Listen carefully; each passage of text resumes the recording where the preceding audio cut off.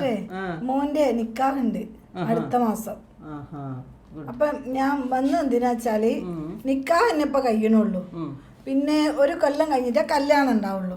അപ്പൊ അതിന്റെ ഇടയിൽ നമുക്ക് ഒരുപാട് ചുറ്റുപാടുണ്ട്. ഓന് പഠിക്കണം, ഓക്ക് പഠിക്കണം, പിന്നെ പെരപ്പണിയൊക്കെ കഴിയണം, അങ്ങനെ ഒരുപാട് ചുറ്റുപാടുണ്ട്. ഞാൻ ഇപ്പൊ വന്നെച്ചാല് അപ്പൊ ഈ നിക്കാഹിന്റെയും കല്യാണത്തിന്റെ ഇടയില് ഓല് പുതിയാപ്പളും പുതിയെണ്ണ ഓല് പല സ്ഥലത്തും പോവും വരും. നമുക്ക് ഓല കെട്ടിടാനൊന്നും പറ്റൂല. അതിന്റെ ഇടയില് ഓൽക്ക് കുടുങ്ങരുത്. അതായത് സംഭവം ഡോക്ടർക്ക് മനസ്സിലായോ? പള്ളയിലുണ്ടാവരുത്.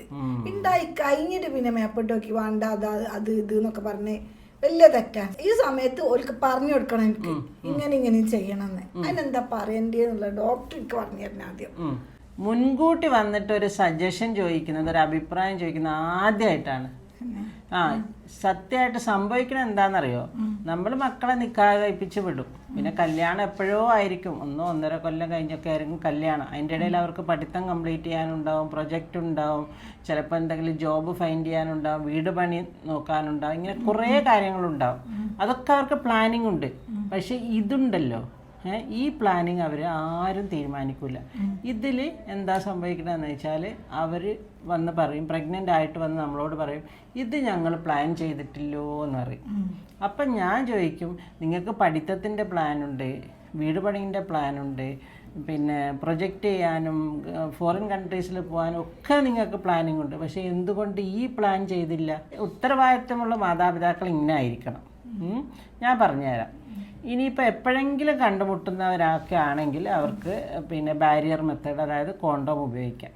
അല്ലെങ്കിൽ പിൽസ് ഉണ്ട്. അതായത് ബൈ ചാൻസ് പ്രഗ്നൻ്റ് ആവും, അതായത് ഓവുലേഷൻ ടൈമിലൊക്കെ ബന്ധപ്പെട്ട് കഴിഞ്ഞാൽ പ്രഗ്നൻ്റ് ആവുമെന്ന് പേടിയുണ്ടെങ്കിൽ അവർക്ക് എമർജൻസി കോൺട്രാസെപ്റ്റീവ് പില്ല് ഉപയോഗിക്കാം. പിന്നെ ഉള്ളത് IUCD ആണ്, അതായത് കോപ്പർട്ടി പോലുള്ള സംഭവങ്ങൾ.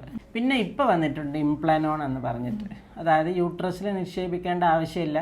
ചെറിയ പെൺകുട്ടികളല്ലേ, അപ്പോൾ അവർക്ക് ഇങ്ങനെ തൊലീൻ്റെ അടിയിൽ നിക്ഷേപിക്കാം, സേഫാണ്. അപ്പോൾ ഇതൊക്കെയാണ് മെത്തേഡ്സ്.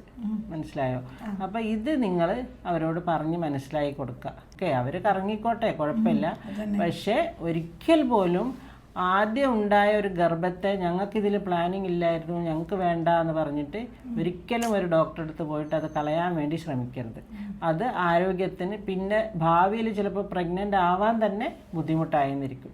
നേരത്തെ കൂട്ടി തീരുമാനിച്ച് വന്ന് ഉപദേശം തേടിയത് വളരെ നല്ല കാര്യമാണ്.